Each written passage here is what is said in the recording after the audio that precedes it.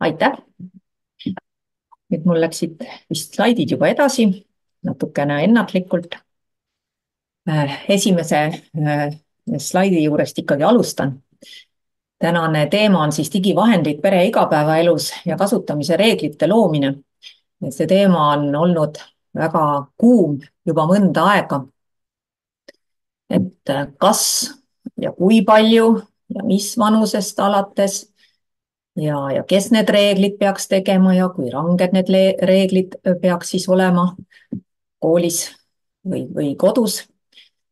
Ja, ja mul on väga hea meel, et sellisel teemal saan täna rääkida, sest on olnud võimalus seda teemat uurida. Ja tänase ettekande või veebiseminari taustamaterjalid on siis pärit niisugustest allikatest nagu peatselt valmivast Postimehe raamatugrandi toel kokku pandavast monograafiast, mille pealkirjaks on Digielu võlud ja valud. Väike täiendus on ka seal tegelikult pealkirja lõpus on siis teejuht lapsevanematele.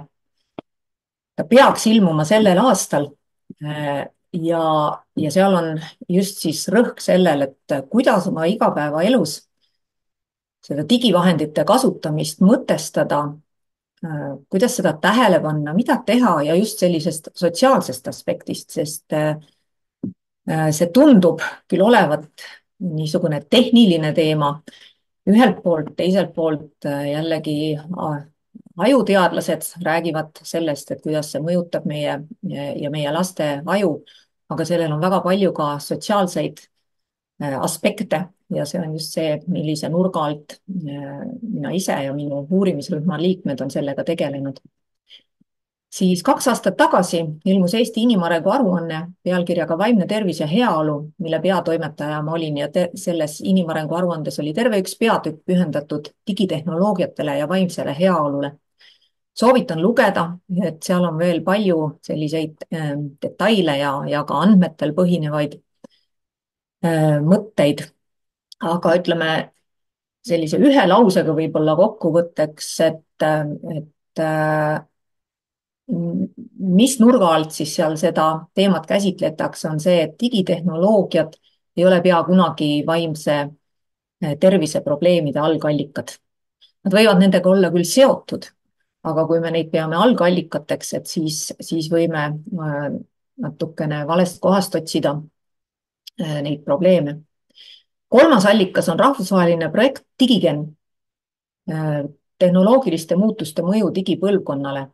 Ja see projekt on hetkeks küll juba lõppenud, aga selle tulemusi endiselt publitseeritakse ja nende vastu tuntakse huvi ja paljugi sellest, mis ma täna räägin, on just nendel andmetel põhinev, mis koguti DigiGen projekti käigus. Ja väga praktilise väljundina sellest DigiGen projektist ja see 4. materjal on siis DigiGen vestluskaardid, mille pealkiri on Räägime.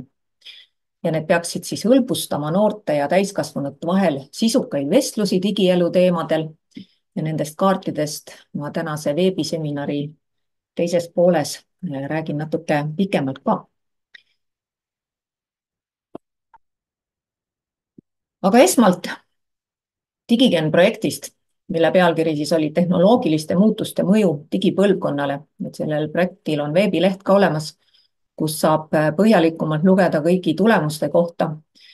Aga see paremal pool olev joonis kujutab siis seda teoreetilist alust ja seda kontseptsiooni, millele DigiGen projekt oli üles ehitatud, ehk et meie lapsed, noored, nad oma igapäevaelus toimetavad ökosüsteemides, kus asjad, inimesed, elemendid nendes süsteemides on omavahel seotud ja need süsteemid, ökosüsteemid mõjutavad laste arengut, mõjutavad suhteid, suhtlemist peres, pereliikmete vahel, hariduse omandamisel, vabal ajal mängides ja ka kodaniku osalust teostades.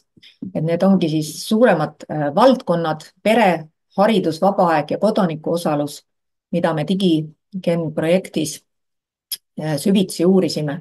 ja tänasel veebinaril on põhiliselt siis juttu sellest töölõigust, mis puudutas peret ja natuke toon sisse ka seda kodanikuosaluse poolt. Esmalt üks tsitaat, mis on pärit Eesti inimarengu aruandest ja mis on hästi oluline, et päris elu ja virtuaalelu, nende vastandamine on asjatu. Tegelikult meil ongi üks ainus elu, mida elame nii tehnoloogiast vahendatud kui ka vahendamata moel. Ja seda meeles pidades võib-olla kaovad mõned pinged, mis võivad ka lapsevanematel olla seoses selle digieluga, virtuaaleluga.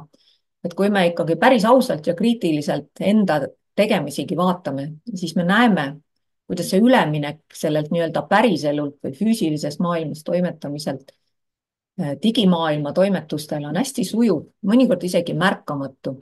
Et sõbrale külla minnes võime kasutada Google Mappi, mis viib meid õigesse kohta, võib-olla saadame ukse taga veel sõnumi, et tšau, jõudsin kohale, siis ta avab ukse ja juba olemegi jälle päriselus, kallistame, ajame juttu. Et need üleminekud on sujuvad ja see on hästi loomulik tänapäeva maailmas. Digimaailmas on olemas oma ohud ja on olemas oma võimalused. Kõik need digitehnoloogiad nagu internet, nutiseadmed, rakendused, need on peredes laialdaselt ligipääsetavad, on väga palju kasutusel.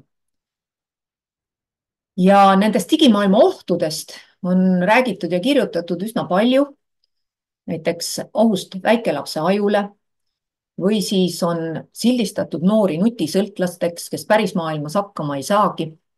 Ja miks ma ütlen, et sildistatud, sellepärast, et uuringu tulemused seda ei kinnita, et kõik noored või valdav enamus neist oleks nutisõltlased, sest see sõltuvus on päris karm sõna, sellel on omad kriteeriumid ja nutisõltuvus, sotsiaalmeedia sõltuvus, interneti sõltuvus, kõik need on täiesti olemas kasutusel, terminid, kasutusel diagnoosid, aga neil on omad sümptomid ja kriteeriumid, millele vastavalt siis saab kedagi sõltlaseks nimetada. Ja selliseid noori, kes tõesti sõltuvuse all kannatavad, on uuringute kohaselt umbes 5% või natuke rohkem, aga mitte palju enam. Nii et see, kui keegi kasutab liiga palju nutiseadet, ei tähenda veel ilmtingimata, et ta oleks sõltlane.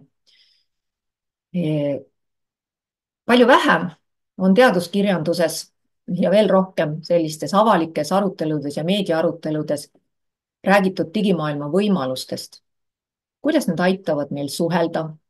Näiteks koroona ajal saime kindlasti seda positiivset poolt kõik kogeda. Kuidas nad aitavad teadmiste omandamisel, mis omakorda muidugi viitab sellele, et vaja on kriitilist mõtlemist, et eristada teadmist ebateadmisest. Kuidas nad aitavad pere igapäeva vajadusi rahuldada, sealhulgas ka laste ja noorte vajadust turvalisuse tunde järele. Kahtlemata on digimaailmas ohud ka olemas ja lapsi on vaja õpetada, nendega arvestama on vaja õpetada, neid vältima. Aga veelgi enam võiks tänapäeva maailmas mõelda sellele, et lastele on vaja tutvustada digimaailma võimalusi, kuidas seda enda heaks ära kasutada ja kuidas nende digielu võimalikult turvaliseks muuta. Nii et selles DigiGen projektis ja ka tänases webinaris on paljugi kahtluse alla seotud just neid digivahendite kasutamisega seotud dogmasid ja müüte ja püüan julgustada märkama neid võimalusi. Aga siin on nüüd üks joonis. See on DigiGen interaktiivne kaart, mis peaks siis ilmestama seda, kuidas digivahendid meie perede igapäevaelus kasutusel on. Ja siin on siis arvandmed pandud kaardile ja erinevate riikide kaardid siis näitavad meile seda, et milline on selles vastavas riigis digitaalse ilmajäetuse tase ja digitaalset ilmajäetust nende andmete nendes andmetes on siis mõõdetud selle järgi, et kas peres on kehvade materiaalsete võimaluste tõttu puudus arvutist või internetiühendusest ja Euroopas keskmiselt sellist digitaalset ilmajäetust on 5,3% lastel, 5,3% lastest ja riikide vahel erinevused on küllaltki suured.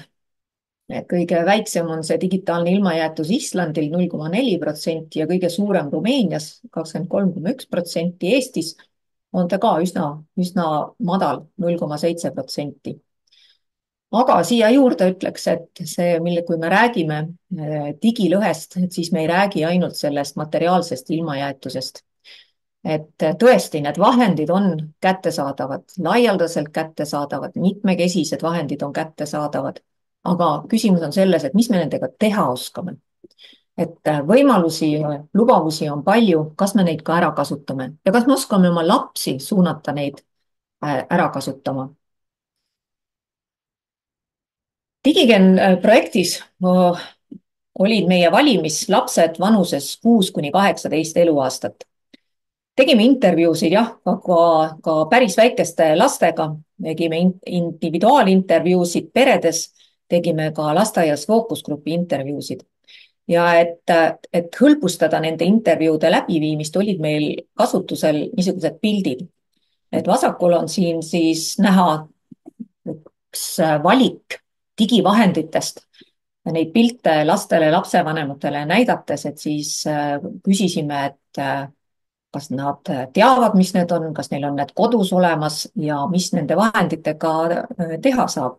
Ja tõesti päris väikesed lapsed tunnevad vahendeid, teavad, mis nendega teha saavad ja võib-olla isegi, et need nutitelefonid nende jaoks on juba, nende jaoks telefoniga saab kõike muud teha ja helistamine on üsna teisejärguline tegevus.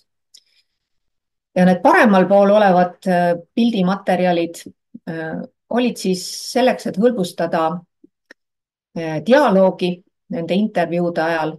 Näitasime neid pilte, need on mingid olukorrad koduses igapäevaelus ja siis palusime nii lastel kui ka lapsevanematel kirjeldada, et mida nad siin näevad. Ja need pildid on just sellised, et siin ei ole üheselt selge, mis siin toimub, vaid vastavalt laps ka oma kogemusele ta siis räägib. Näiteks seal vasakul pool ülal olev pilt, kus on siis täiskasvanu ja laps on koos arvuti juures. Et selle juurde siis mõni rääkis, et laps ja isa otsivad koos mingit põnevat infot internetist või vaatavad koos mingit filmi. Aga oli ka selline lugu ühel lapsel, kes ütles, et isa teeb tööd, laps kutsub teda mängima. Isa ütleb kogu aeg kohe, kohe, aga seda kohe ei tule mitte kunagi. Või ümber söögilaua, et seal ka oli siis juttu nii sellest, et kuidas laps püüab salaja telefoni vaadata, aga sellest kasvasid ka välja vestlused, et kuidas lapsevanemad peidavad telefoni laua all, kui on kokku lepitud, et näiteks söögilauas ei kasuta. Et siis ei ole ainult nagu laste probleem, et nad neid kokkuleppeid üritavad ka mitte täita. Ja seal all jah, vaiba peal mängivad lapsed, et sealt kuulsime siis ka seda, kuidas nad koos midagi teevad. Mõni laps ei näinud seal üldse neid telefone pildi peal, vaid ütles, et nad joonistavad, mõni märkas seda teiste poolt hüljatud last. Ja see, kus laps oli telefoniga voodisse pugenud, et seal oli siis laste reflektsioonid, olid siis nii selle kohta, et kuidas laps jällegi salaja püüab seda telefoni smuugeldada õhtul voodisse või et see on tema aeg, kui ta võib veel telefoni vaadata ja varsti tuleb see ära panna või et kui niisugune olukord on, et siis ootab sind karistus. Nii et need olukorrad, tõlgendused võivad olla üsnagi erinevad ja nii nagu on ka kogemused lastel ja lapsevanematel erinevad. Ja kui ühe lapse käest siis siit tsitaat, mis pärineb, et kui intervjeerija küsis ühe digiseadme kohta, et aga sa tead, milleks seda kasutatakse, siis lapse vastus oli, ei, sest seda ei kasutata millekski, see on lihtsalt äpp, kus saab mingeid asju panna, nagu näiteks mingeid tantse ja asju siukene. No ilmselt oli see TikToki kohta öeldud, et laps nagu ei tõlgendagi seda digimaailma ja vahendeid, digimaailmaga meid ühendavaid vahendeid mingi asjaga, mida hakkaks midagi tegema. Et see on nende jaoks, noh, ma ei tea, nagu õhk, mida hingata, et siin on õhk, mida sa sellega teed, et noh, hingan, et ta on nagu lihtsalt olemas, tema igapäevaelu loomulik osa.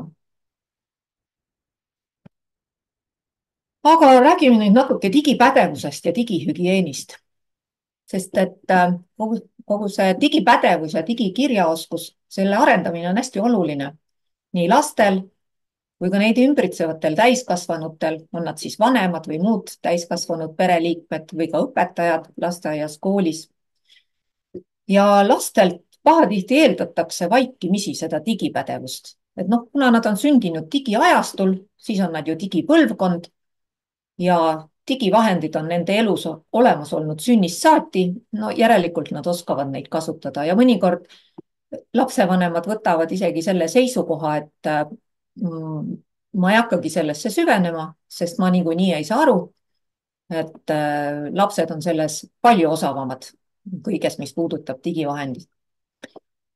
Aga see eeldus ei ole õigustatud, sest keegi ei sünni digipädevana ja, ja see, et lapsed on sündinud digiajastul, ei tähenda seda, et nad oskaksid digimaailmas turvaliselt toimetada, kui neid ei ole selleks õpetatud, kui neid ei ole digimaailma sotsialiseeritud. Et nagu see, et me oleme sündinud ajastul, kui tänavatel sõitsid autod, ei tähenda, et meil oleks liikluseeskirjad sünnist saadik peas ja iseenesest loomulikuna kaasa sündinud. Ja et liiklusesse me ei saada lapsi ilma, et me neid kurssi viiks, millised ohud seal on. Samas me ei ütle neile ka, et ei, sa ei tohi liiklusesse minna, sest seal on liiga palju ohtusid, sest elu tahab elamist. Aga digipädevuse mõiste, seda on aja jooksul erinevat moodi sisustatud. Kui algul räägiti digipädevusest ka rohkem kui sellisest tehnilisest pädevusest, et kas ma oskan kõigepealt arvutit üldse sisse lülitada ja kui osavalt ma seal navigeerin ja kuidas ma programme kasutada oskan ja siis internet ja siis kõik need muud seadmed, mis iseenesest on ka loomulikult digipädevus. Aga aja jooksul nendest tehnilistest oskustest või sellest võimekusest tehniliste vahenditega osavalt ümber käia on palju olulisemaks hakatud pidama seda ohutust ja turvalisust, et interneti sisu, interneti ohtusid oskaks kriitiliselt hinnata, alates siis kõigist nendest turvaparoolidest kuni selleni, et kui palju ma enda kohta infot jagan ja kellega ma üldse näiteks sotsiaalmeediakanalites suhtlen ja millisel hetkel selle suhtlemise peaks ära lõpetama. Ja ütleme nüüd kolmas laine võib-olla sellel pädevusel, mida praegu ka palju rõhutatakse, on jällegi see psühhosotsiaalne pool. Enesetõhusus, et ma oskan ennast reguleerida, oskan oma aega juhtida, märkan, et ei jää liiga kauaks mingeid tegevusi tegema nutiseadmes või internetis, mis on sellised passiivsed ja võib-olla ei toeta vaimset tervist ja heaolu ja samuti emotsioonide reguleerimine, et kõik see sisu, mis sealt minuni jõuab, et sellele reageerimine oleks kuidagi kontrollitud. Ja kõige selle juurde kuulub ka igapäevane digihügieen. See on oma digielu korrastatuna ja tasakaalus hoidmine. Ehk et ma kontrolliksin ise oma digielu ja digitegemisi selle asemel, et kõik need digivahendid kontrolliksid mind. Ja kui siia panna jälle üks tsitaat Digigenni fookusgrupi intervjuust, kus olid siis poisid, 8–10-aastased poisid, et siis intervjueerija küsis, et ahah, mis kasu oleks sellest, kui teil poleks ühtegi digiseadet, see siis seondub selle digihügieeniga. Siis üks poiss vastas, et vanemad oleks rõõmsad, sest siis me ei muutuks zombideks. teine poiss arvas, et nad hakkaksid sagedamini õues käima ja sõpradega suhtlema. ja see ongi selle digihügieeni niisugune põhisisu, et asjad peaks olema tasakaalus. Et ei ole niivõrd oluline see, et me ainult oleks õues või üldse ei oleks digiseadmes lapsed, aga et need asjad oleksid tasakaalus. Ja kui sellest digihügieenist veel rääkida, siis on tehtud ka neid katseid, kus siis üliõpilastel on palutud nädalaks pidada digipaastu, loobuda üldse digiseadmete kasutamisest, sotsiaalmeediast ja vaadata, mis tunne on. Ja sealt on päris huvitavaid reflektsioone. Saate selle kohta detailsemalt lugeda inimarengu aruande ühest digikeskkonna peatüki artiklist. Aga lühidalt öeldes siis esialgu tundsid noored väga suurt ärevust ja just nimelt selle tõttu, et nad jäävad millestki olulisest äkki kõrvale. Ja kui nad sellest ärevusest üle said, siis nad reflekteerisid seda kogemust kui väga mõnusat vaikust, vaikust enda ümber, vaikust enda sees, et aeg nagu peatus ja enam ei olnud mitte kusagile kiire. Nii et jällegi tänapäeva maailmas me ilmselt ei saa loobuda digivahendite kasutamisest, sest väga palju on sellele üles ehitatud meie ümber. Aga me saame pidada digihügieeni reeglitest kinni ja me saame vahel teha ka digipaastu. Aga kuidas need digivahendid pere igapäevaelus siis toimivad? Et Digigenni intervjuudest tuli tõesti välja, et nendel digivahenditel pere igapäevaelus on täita üsna keskne roll. Võib-olla mõneti oli see tingitud ka sellest, et meie intervjuud viisime läbi just koroona esimesel aastal, esimese aasta lõpus ja teise alguses ehk 2020-2021 aasta vahetusel. Ja loomulikult siis oli see naturaalne eksperiment just käsil, et kus inimesed olidki palju kodus ja olidki hakanud palju digivahendeid kasutama ja lapsed nii koolis kui kodus. Et kõik olid nagu tunda saanud seda, et milline tähendus võib olla digivahenditel, kui selline füüsilises keskkonnas liikumise võimalus on piiratud või ära lõigatud. Ja siis nendest intervjuudest tõesti tuli välja ka see, et digivahendid võivad ja saavadki olla pere igapäevaelus väärt abimeheks ja väärt kaaslaseks ja seda nii laste kui ka lapsevanemate vaatevinklist.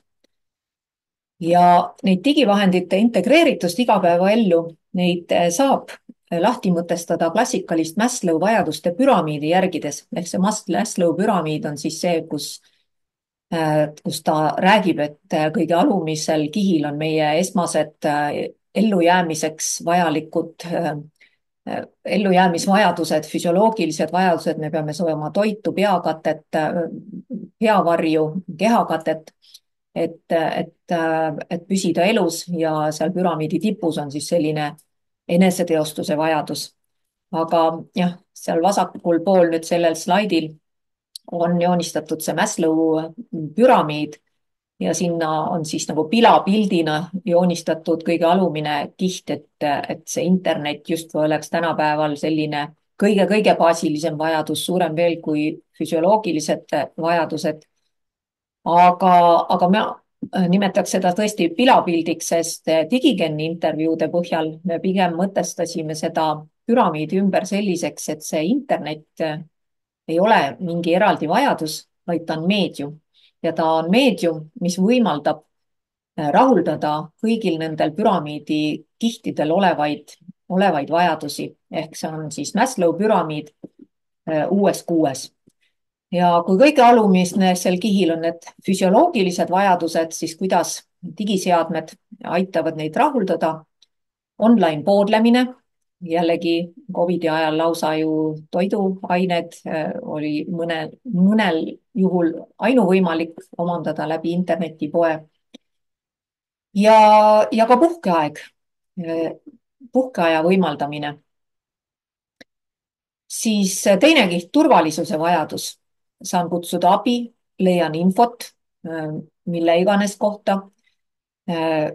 Kogu see infovoog, mida igapäevaselt vaja läheb seoses kooliga või tööga, kodus töötamine, õppimine. Kolmas kiht on armastuse ja kuuluvuse vajadus. Jälle, digivahendid võivad seda toetada. Perega ühenduses olemise võimalus läbi sotsiaalmeediagruppide, elusündmustest osa saamine läbi piltide jagamise näiteks, teadmine, et pole üksi, ühiste mälestuste hoidmine, sõpradega suhtlemine, et lapsed väga ilmekalt kirjeldasid intervjuudes ka seda, kuidas nad näiteks perega reisil käies pärast elavad neid mälestusi üheskoos pilte vaadates läbi veel mitu korda või on ühised kinoõhtud, mida nad siis nutiseadmeid kasutades korraldavad. Sellest edasi järgmine kiht on veel tunnustusvajadus. Enda kohta info, piltide jagamine, selle kohta tagasiside saamine ja samamoodi teiste tegemistega kursis olek. Ja püramiidi üleval siis see eneseteostuse vajadus digivahendeid kasutades, neid rakendusi kasutades õpitakse palju uusi asju. Jällegi, kui neid muidugi targalt kasutada, on laste arengut toetavaid tegevusi. Väga palju kasutatakse meditatsiooni äppe, ka trenni äppe, et sellised enesearengu, eneseteostuse võimalused võivad olla ka digivahendite abil laiendatud.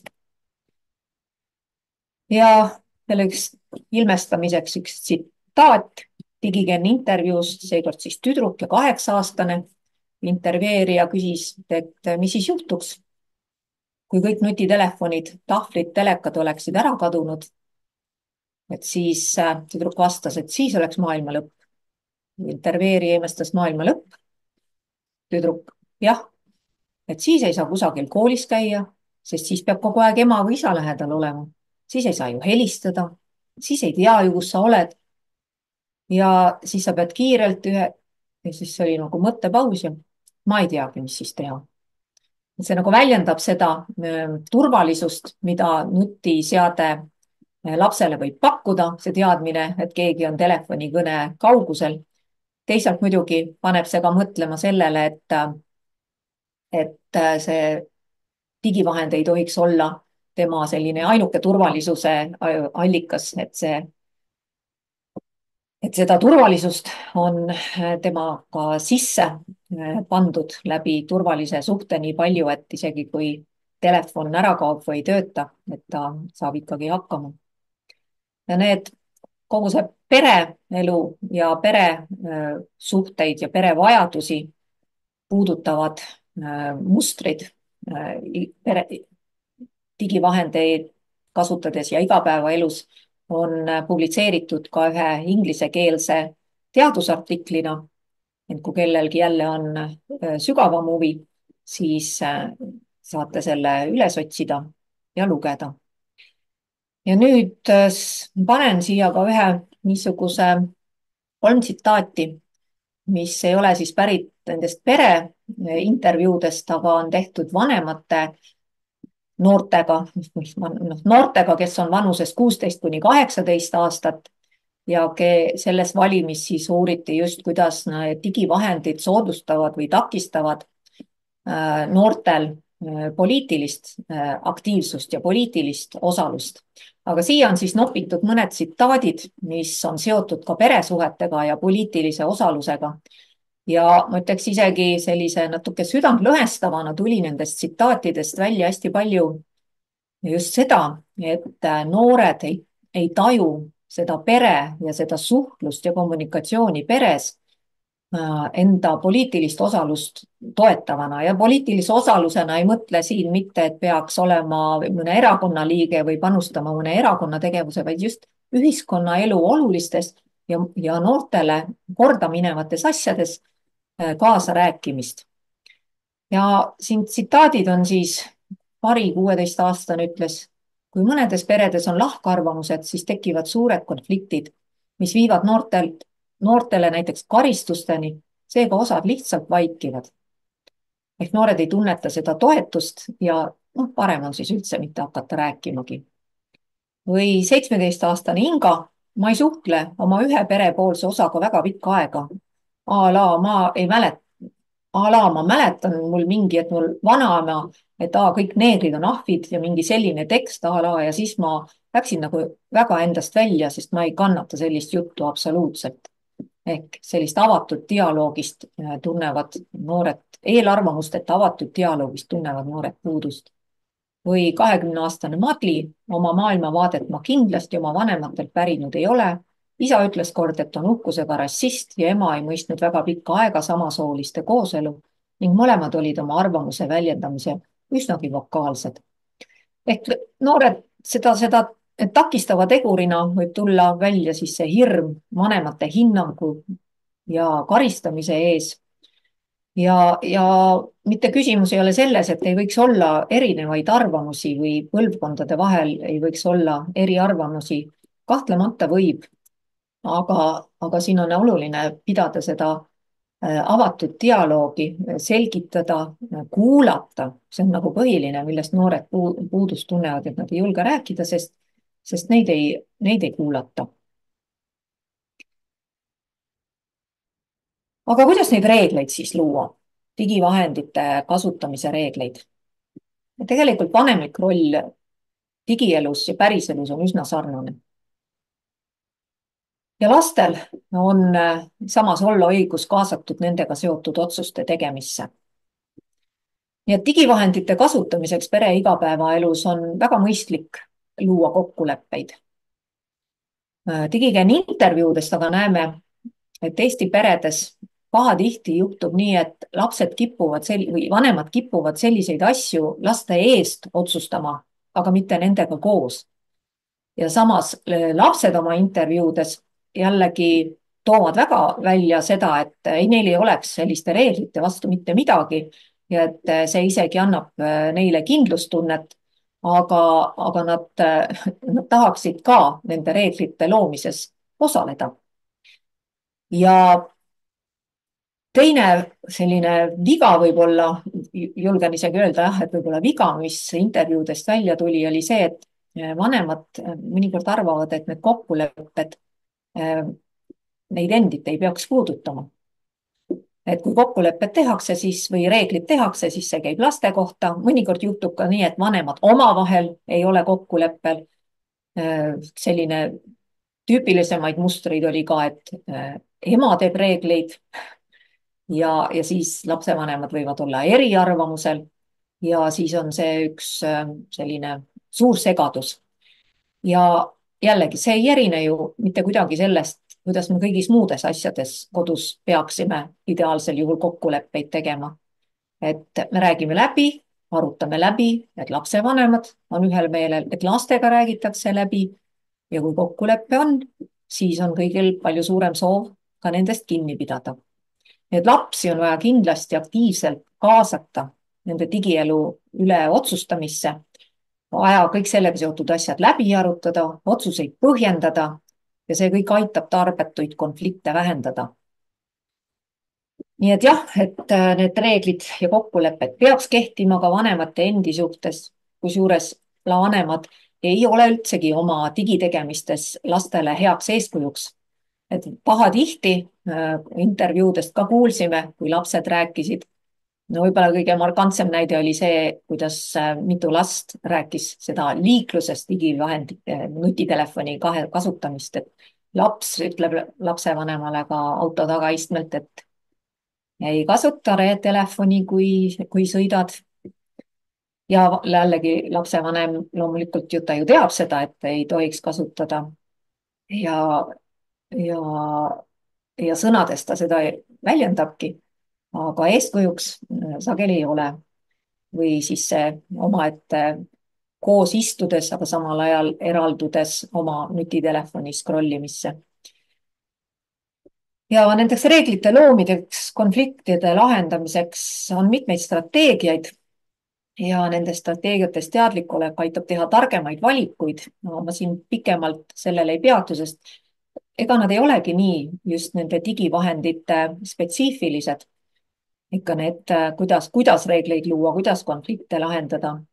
ja kui kellelgi on jällegi huvi minna samm sügavamale lugeda, siis Targalt internetis veebilehel, ka selles lapsevanemate sektsioonis on päris palju selliseid häid nõuandeid, kasulikke materjale. Soovitan kindlasti seda ka edasi lugeda.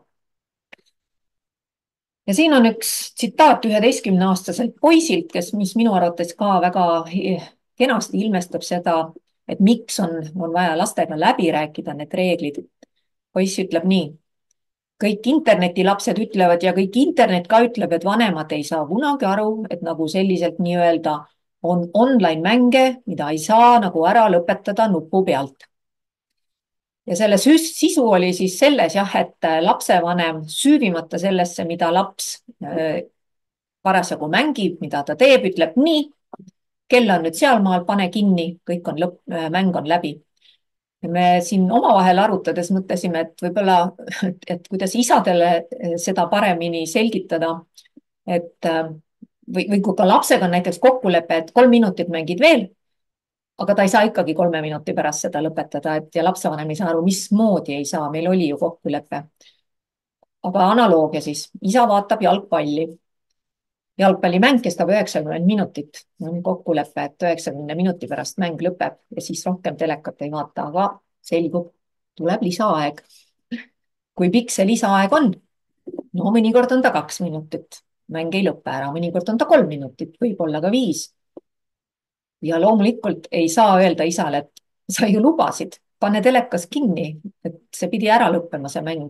No see mäng peab nagu lõpeb sellel hetkel, kui ta lõpeb. Ja lapse arvutimänguga võib mõnikord olla samamoodi. Loomulikult võib ta ka seda kummi venitada manipuleerivalt ja pahatahtlikult, aga kui lapsevanem ei ole tema mängu süüvinud, siis tal on väga raske sellele hinnangut anda, et mis laadi mänguga on tegemist, kuidas seda mängu, mis seal on reeglid, kuidas seal alustatakse, kuidas seal lõpetatakse, mis tunne sellel lapsel tekib, kui ta poole pealt peab lahkuma.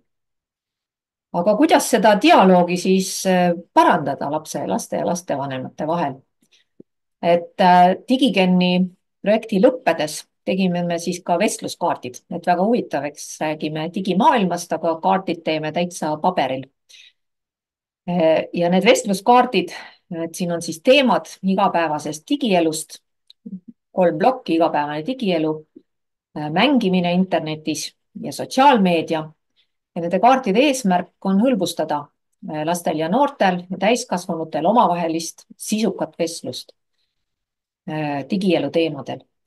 Et ongi mingid küsimused, mida võib-olla vanemad ei oskaks oma lapselt küsida või võtamegi mingi aja näiteks autoga sõites ja räägime nende kaartide põhjal digielu teemadel. Et igasugused need vestluskaardid on ju praegusel ajal väga populaarsed ja need kaardid osutusid ka erakordselt populaarseks.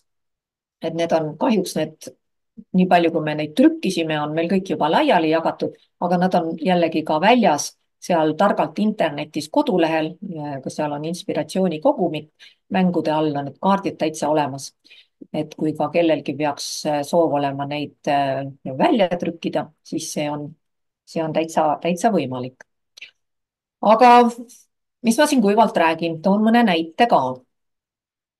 Ja Sander, ma nüüd paluks, et äkki ma võin sind korraks kaasata. Et oletame siis niimoodi, et võtame ühe kaardi sellest rohelisest plokist, mis on siis igapäevane digielu. Ja siin on siis toodud üks selline teema. Oletame, et mina olen siis ema ja sina oled laps ja oled üks teismeline laps ja võtame siis, loeme selle, mis kaardil on kirjutatud, et mu vanemad arvavad, et ma peaks rohkem aega veetma õues ja vähem oma mobiilis ja internetis, kui ma just pole koolis või ei tee kodutöid.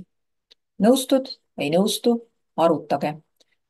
Ja oluline on siis, et me nagu mõlemalt poolt, et kuidas sina siis teismelisena nüüd vastaks?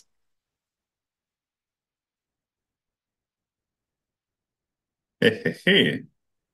No siis tahaks ju kogu aeg kodutöid teha, ma oletan, et kui on võimalik kodutööde ajal nutiseadmeid kasutada. jah, selles mõttes võiks ju olla nagu sihuke konsensuse saavutada isegi kodus. aga mis mul oli tore, ma käisin Otepääl ise nädalavahetusel, seal lapsed läksid jalgpalli mängima õhtul, nii et siis mõni on isegi täitsa nõustub sellega. jah. et siit võib arendada jah, dialoogi, nõustud, ei nõustu, et võib-olla mina siis emana ütlen, et no mina küll arvan, et sa võiks rohkem õues olla ja sina võid siis küsida, aga miks? no sellepärast, et mulle tundub, et sa seal internetis ei tee vajalikke asju. edasi arendada, aga mis sinu arvates on vajalik asi? ja sealt võib tekkida dialoog, et mis ema arvates on vajalik asi. no digiallkirja andmine on väga vajalik asi. laps ütleb, aga mul ei ole selleks üldse mingit vajadust. või noh, võtame järgmise, natuke konkreetsem. näita 3 suunamudijat, keda sa jälgid. kuidas nad sind inspireerivad? selgita, kirjelda täpsemalt. et emana ma ütleks, kas sa jälgid suunamudijaid? ja eks ilmselt noh, oleneb vanusest natukene, aga paljud juba ju jälgivad, nii et siis miks, sest et nad on vahva jälgida, ma arvan, on see hea põhjus, kui ma lapse rolli ennast paneksin, et nad on meelelahutuslikud ja meil just siin on need Lastekaitse Liidu, seal on niisugune noor toimkond, nemad just rääkisid, miks nad TikTok'i vaatavad, et just on äge, peab olema. nii et isegi Decora pood võib olla, mis on ehituskaupade pood, et kui nad teevad hästi lõbusat seda content'i või sisu, et siis on ka vahva vaadata Decora ehituspoe TikTok'i. jah, minul üks tuttav just ütles, et tema teismeline tütar hakkas väga tervislikult ise toitu tegema ja retsepte võtab just nimelt TikTokist. nii et ei pea olemagi ainult meelelahutus, täitsa ka see füsioloogiliste vajaduste rahuldamine olla. või siis on sotsiaalmeedia kohta, oletame, et sul on sotsiaalmeedia jaoks 60 minutit päevas, terve noh, tund, ma ei tea, mõnele võib see tunduda palju, mõnele vähe. mis sa seal siis teeksid? Vaataks videosid, kui ma oleksin noorem. Suhtleks sõpradega, kuigi ma ei tea, kas see sõpradega suhtlemiseks antakse rohkem aega või on see ka 60 minuti sees. see tundub päris vähe, kui on vaja suhelda ka, eks ju. jah, siis vot siis likubki, tulebki minna sinna jalgpalliväljakule edasi suhtlema, et muidu 60 minutiga ei jõua üldse midagi ära rääkida. jah, et see on päris hea võrdlus sul tõesti, et kui ma pean valima, et mul on ainult 60 minutit, et võib-olla ma siis seda sõpradega suhtlemiseks ei kasutagi, vaid lähen otsin nad päris seal jalgpalliväljakul üles. ja siit võibki täitsa vabalt tekkida vestlus, et kas see 60 minutit siis on palju või on see vähe. et ja mille jaoks teda on palju ja mille jaoks on vähe, jah, et kui ainult neid riile, videoklippe vaatan tund aega järjest passiivselt scroll in, et siis see võib-olla on nagu päris palju, aga asjalike asjade tegemiseks kulub see väga kiiresti ära. aga selline küsimus on ka kaartidel, kuidas sa teed sumerangi? mina ei tea, mis see tähendabki. no vot, ma paningi selle siia selle mõttega, et kas, kes teab ja kes ei tea, et kui mina, et kuna nende kaartide tegemisel olid abiks ka noored ise ja nemad ise aitasid neid küsimusi välja töötada, et mis neile korda lähevad, siis minu küsimus oli ka, et mis asi on sumerang? ma pole kuulnudki sellist sõna. ja samas see ei pea tähendama, et meie vestlus siin lõpeb, eks ju, kui noore jaoks see on oluline. vastupidi, kui ma väljendan oma siirast uudishimu ja huvi selle vastu, siis meie kontakt võib hoopiski paraneda ja minu nagu selline usaldusväärsus tema silmis võib ka kasvada, sest ma tunnen huvi tema tegemiste vastu. nii et kui laps teeb midagi väga arusaamatut internetis, siis lapsevanem ei pea tagasi tõmbuma, vaid vastupidi, astuma sammu lähemale ja ütlema, väga põnev, näita mulle ka. nii, ja siis on veel mängimise kohta paar kaarti, et mu ema, see on siis tsitaat jälle kuskilt intervjuust, et mu ema huvitab ainult see, kuidas mul koolis läheb ja kas ma olen söönud. ta ei ole huvitatud minu mängimisest. nõustud, ei nõustu? arutage. eks vist pigem nõustuks, jah. Pigem nõustuks vist jah, et eks lapsevanemate vaatevinklist jälle, kui ma nüüd emana vastu räägiks, siis ma ütleks, tead, tegelikult ma olen küll huvitatud, aga mul on ka ainult 24 tundi ööpäevas, et me võiksime nagu mingi aja kokku leppida, kui sa näitad mulle, mis sa seal teed. Sest et muul ajal mul ei ole nagu, mul on muud asjad teha ja siis mõnikord võibki selline tunne jääda, et ma küsin, kuidas sul koolis läheb ja kas söönud oled ja mind muu ei huvita. tegelikult huvitab küll, aga me võiksime koos selle aja leida. Või aga soovita mulle ühte mängu, mis sulle meeldib. Kirjelda selle mängu sisu, reegleid ja nii edasi. ma ei tea, kas sa päriselus mängid arvutimänge? Hiina ei mängi, aga meil paar seminari tagasi oli Kätlin Kirna rääkis ja tema ütles, et vist tegelikult isegi protsentuaalselt on rohkem täisealisi mehi kui lapsi arvutimängude huvilisi, nii et siis ilmselt Mhm. peredes ikkagi on palju neid, kes ka vähemalt siis stereotüüpselt mehed, aga ilmselt ka naised, kes mängivad täisealisena, et Just. Ja mängud on ju väga erinevasisulised, ma arvan, seda ka seal selles loengus oli kirjeldatud, et ei ole nii, et on kui arvutimäng, siis see on arvutimäng. Ja neil on erinevad eesmärgid, on strateegiamängud, on vägivaldse sisuga mänge, on väga armsaid mänge, et on reeglid, on mitme mängijaga mängud, ühe mängijaga on sellised online mängud ja sellest arusaamatu võib jah tekkida ka selliseid arusaamatusi reeglite loomisel näiteks. Sest et mõned mängud võivad olla vägagi arendavad, et siis tekib ainult see küsimus, et inimene peab päeva jooksul muud ka tegema, ta peab magama ja väljas käima ja sellepärast ei saa palju aega mängimisele kulutada, mitte et see mäng iseenesest kuidagi halb oleks. Aitäh, Sander, selle väikese dialoogi eest. aga näitan siin veel ühte influencerit siis. Nimelt Lasertech ja koostöös Eesti Teadusagentuuriga ja, ja sellise influenceriga, kelle nimi on Roosa Bananike, tegid ka seeria videoklippe nende teadusprojektide põhjal, mis on Euroopa Liidust rahastuse saanud ja Digigen sattus ka sinna nimistusse, millest siis videoklipp tehti.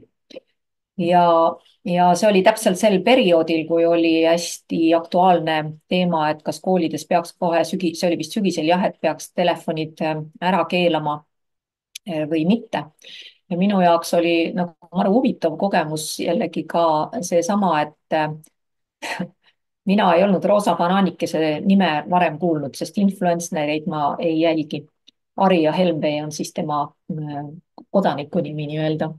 ja kui ma sinna intervjuule läksin, siis see kõik oli nagu hästi selline teistmoodi akadeemilisele inimesele ja päris lõbus ja päris lustakas ja see videoklipp tuli kokku selline, et minul küll ei ole üldse mingit tõrget selle jagamisel, vastupidi, on hästi tasakaalustatult kõigi arvamusi ära kuulates on seda teemat seal käsitletud, nii et soovitan vaadata, aga jah, huvitav oli see, et kui ma sealt intervjuult koju tulin, enda laste käest küsisin, kes on küll täiskasvanud, aga noored täiskasvanud, et vot milline huvitav kontakt oli, siis nemad imestasid, oot sa ei tea, kes on Roosa Panauk ja no tõesti ei olnud kuulnud. et jällegi võimalus luua dialoogi, arutada noortega, et mida nemad siis on jälginud, mida nemad on tähele pannud, kuidas see neile mõjub, miks nad seda teevad. ja kui vaadata seda statistikat siin, et siis Roosa Bananikesel on seal Instagramis on tal 13 000 jälgijat, 160 000 TikTokis, nii et noh, ütleme nii, et väga mõjukas inimene kindlasti noorte hulgas. kindlasti jõuab selline videoklipp palju rohkemate noorteni kui see, kui ülikooli professor teeb ühe väikese Youtube'i video. et tegelikult ka jah, lapsevanematel tasub nende asjade vastu huvi tunda, et siis teie teate ja meie teame, et millega lapsed tegelevad. ja kokkuvõtteks, et digimaailm see ei ole mingi koll, millega lapsi ja lapsevanemaid hirmutada. meie lapsed on digitegusad ja nende digitegemised ei ole iseenesest head ega halvad. Et see, mida digivahend sinuga teeb, see sõltub sellest, mida sina digivahendiga teed. Aktiivne digivahendite kasutamine võib olla vaimset tervist, heaolu toetav, selline passiivne pigem mitte. Ja kõige olulisem lapse toetamiseks nii digimaailmas kui ka selles tinglikult siis eristatud pärismaailmas on vanemlik hool ja siiras huvi tema digitegemiste vastu ühes mõistlike piiride seadmisega. Need mõistlikud kokkulepped, need on vajalikud, need tuleb teha lastega koos ja reeglid peavad kehtima ka vanemate endi suhtes. Ja lapsi tuleb digimaailma sotsialiseerida ja toetada neid igapäevases digielus nii, et nad sellest rohkem kasu kui kahju saaksid. Et lapsed ei sünni, nagu ma alguses ütlesin, digipädevamana. Neid tuleb digimaailma sotsialiseerida, nii nagu me neid sotsialiseerime igas teises eluvaldkonnas. Ja kõige viimane selline vanemluse toetav tsitaat siis veel, et pädev ja positiivne või sulgudes digivanemlus, et see digivanemlus või vanemlus, seal ei ole suurt vahet. Pädev ja positiivne digivanemlus tähendab sellist vanemlikku käitumist, mis arvestab lapse õiguste ja huvidega, toetab lapse mängulisust ja heaolu, on hooliv ja eneseusku sisendav, seades samal ajal turvalisi piire lapse ohutuse tagamiseks ja täieliku arengu soodustamiseks. Kõlab väga arusaadavalt, jah, loomulikult, aga ma julgustaks lapsevanemaid ikkagi ka olema täitsa tavalised inimesed, et mõnikord võib lapsevanemal tekkida ka tunne, et no mida kõike ma pean jõudma ja tegema päeva jooksul.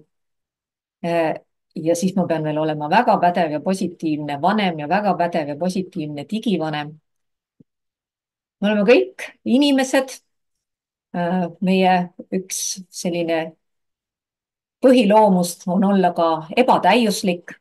Me võime lubada endale ebatäiuslikkust, me võime lubada endale ka läbikukkumist. Piisavalt hea vanem on juba väga hea.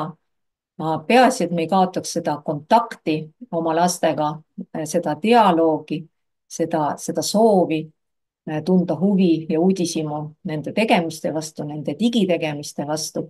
Aga me ei pea seda tegema 24/7. Me oleme kõik ainult inimesed.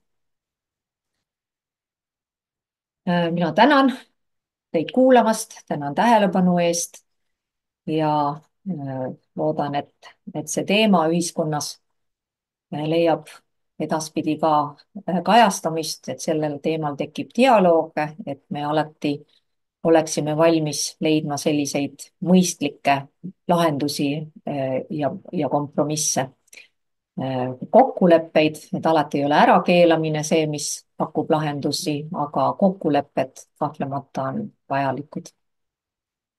Aitäh!